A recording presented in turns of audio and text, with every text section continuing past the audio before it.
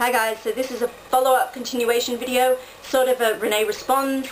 I'm going to be addressing some of the comments that were left in my Renee Asks You about attractive characters in fiction, and there were some great responses from people. Thank you to all who left comments. Often I don't get that much feedback really, so it was nice to see that this topic contributed to some discussion. And yeah, there were a myriad of opinions voiced, and I acknowledge all of them, even if I didn't agree with some, and that people didn't agree with me likewise, so it works both ways and it's all good. Okay, so I want to try and address things. A lot of people were saying that it doesn't bother them in reading about really attractive people, because for them, reading, like watching a film, is a kind of a means of escapism, and it is a wish fulfillment-y thing. So they would rather read a book or watch a film populated by good-looking people because, you know, it's kind of like an idealized sort of setting and it's just nicer. And that's perfectly fine. I'm not judging anyone. I don't think less of you. Other people were saying that it can get very repetitive and boring because everyone's sort of being described in the same way, and you can predict that the characters are going to be, you know, they're going to look a certain way and they'll be described in this way. A lot of people were calling into question the use of the term perfect, which is used in abundance for a lot of these characters, especially the male romantic leads, and how that is a very questionable term because it's so unattainable and it's such a very generalized concept, because you can't attribute anything to that term because it is based on perception and your own taste, as is, you know, like how you rate anybody in terms of attractiveness. But perfect is such a high concept, so to see that used all the time just completely diminishes the credibility of it at all. And I completely agree with those who were discussing perfect being used. Also, it just gets really dull to have to read that word thrown about a million friggin' times. It also gives you nothing as to a description. Sometimes it's used in terms of in the place of actually describing what a character looks like. She'll just say, he was so very perfect. Like, what does that mean? That could mean anything. So yeah, the open-endedness of that statement is something that bothers people. Rightos. For me, okay, I don't mean to sound so harsh and critical and myself judgmental when I talk about not liking all these attractive people in my books. I have nothing against people who are good looking, and I know they exist. And it doesn't mean they're any less worthy of my time when I read. I think it's just that I find it hard to stomach because so often, for the male characters in particular, it's something that bugs me even more with them, that good looks will be used as an excuse for either having no personality at all and being very dull and a blank slate, that like there's nothing there. You get no sense of who this person is, but you know they're good looking. Or it can be used as an excuse for being actually a really repulsive human being and having a really repugnant personality, and your disposition is foul, your behaviour towards other people and how you interact with them is horrible, and you know they're snarky and they're abusive and they're condescending and they're rude and they're all these things, but it doesn't matter because they're hot. And that's something I found especially common in paranormal romances. Jace in the Mortal Instruments series and his counterpart in the Infernal Devices series, I've forgotten his name and I really don't care. Patch in Hush Hush, and whoever the guy was it Daniel in Fallen, Edward and Jacob in Twilight. You know who they are, they're everywhere.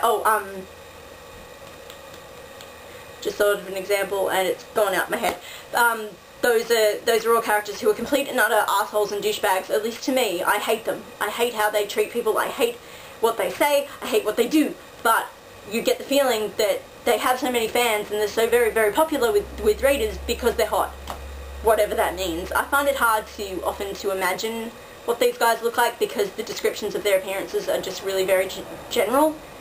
You know, generalized, so I can't get an image of them in my head anyway, so I won't find them attractive because they're like their faces are blur in my head. There are other instances though where I've encountered characters who I don't feel have much of a personality, and what they do have I don't like, but Prince Ash was cited as an example by Caitlin, who said that that book series probably wouldn't have nearly as many fans if it wasn't for him, because he's really good looking, and I completely agree with that. I am not a fan of the series for him. I can't even recall why I'm a fan of the series, really. Because Ash, to me, has next to no personality. Like, I can't summon up any adjectives to describe the guy. I just know that he's meant to be really hot. And aside from that, he's just dead boring to me. So those are things that drive me nuts, in the fact that you can excuse anything and alleviate negative traits if you've got a really nice face. So yeah, that's a really common thing I've noted in some of the books I've read, and that's one of the reasons attractive characters make me wary and uneasy and just annoyed when I come across them. And in terms of my own experience, I can't separate it, for me at least, because being classified as ugly has actually been such a big part of my life, just socially, in terms of not just at school either. Like, it's happened outside of school too, both when I was a kid and when I was a teenager, and every now and then still today.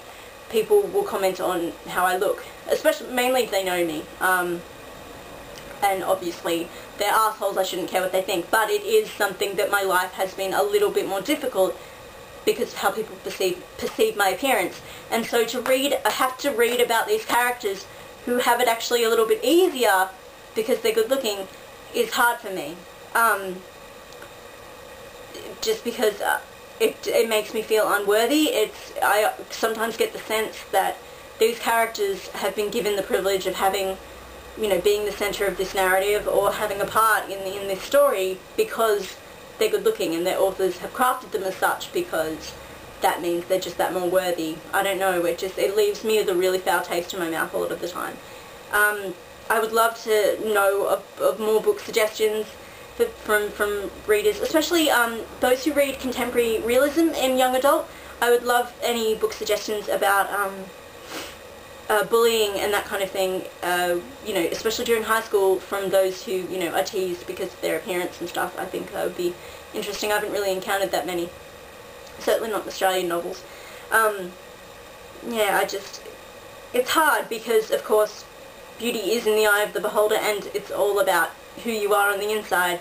I just feel a lot of the time we either don't get to know what these characters are like on the inside because it doesn't matter, or we get to know what they're like, it's not nice, but that's okay because they're good looking. So it's something that bothers me.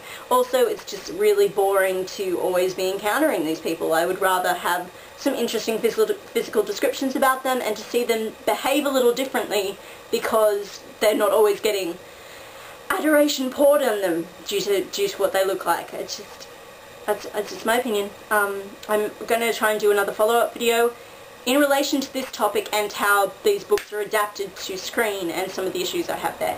So feel free to keep leaving comments and opinions, and I'm open to everything. And that's all for now. Goodbye.